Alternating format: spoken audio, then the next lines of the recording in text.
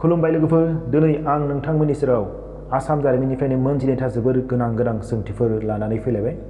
बे सोंथिफोराबो थांनाय समाव आसाम सोरखारनि बायदिसिना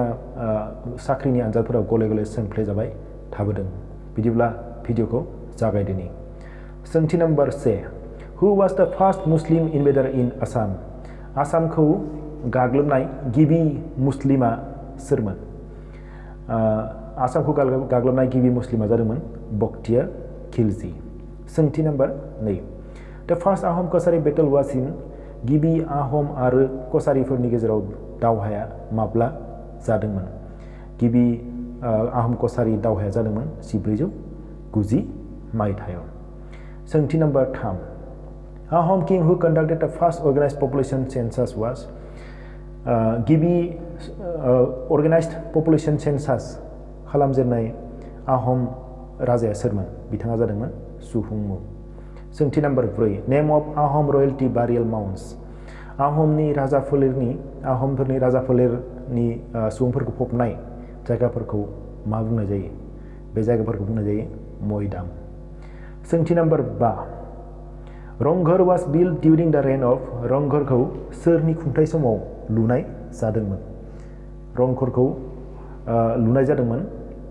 आहम राजा प्रमोता सिंहानि समाव सोंथि number 6 Kushal Kunwar was hanged on the charge of Kushal कुनवारखौ मानि दायाव फासि होनाय जादोंमोन कुशल कुनवारखौ फासि होनाय जादोंमोन conspiracy and train derailment near Sarupathar गलाघाटआव ट्रेन खोख्लैनायनि दायाव फासि होनाय जादोंमोन सोंथि number 7 The first peasant movement of India against British rule was इन्डियानि गिबि peasant movement ब्रिटिशफोरनि गेजेराव मामोन बेयो जादोंमन फुलागुरि धाबा सोंथि number 9 The first Indian to grow tea commercially is गिबि साहाखौ कमार्शियेलि गायजेननाय सुबुङा सोरमोन बिथाङा जादोंमोन मनिराम देवान सोंथि number 9 The first tea garden of India was established in गिबि साहा बागाना इन्डियानि माबेयाव गायसनजादोंमोन बेयो गायसनजादोंमन चाबुआयाव सोंथि number 10 Kamrupa king who was known as Maharajadhiraja was सोर कामरुपा राजाखौ महाराजाधिराजा होननानैबो मिथियो बिथाङा जादों पुष्या बर्मन सोंथि नम्बर 11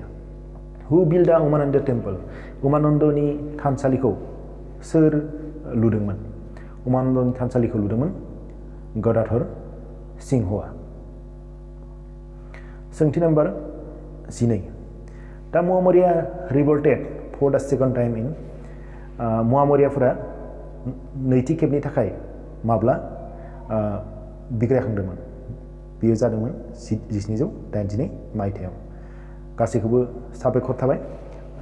आंनि भिडिअखौ जोबजासिम नायलांनायनि थाखाय नोंथाङा जुदि दासिमबो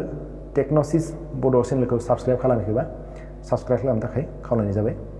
आरो लोगोसे भिडिअखौ मोजां मोनोब्ला लाइक खालामनो खावलायनाय जाबाय गोजोन्थों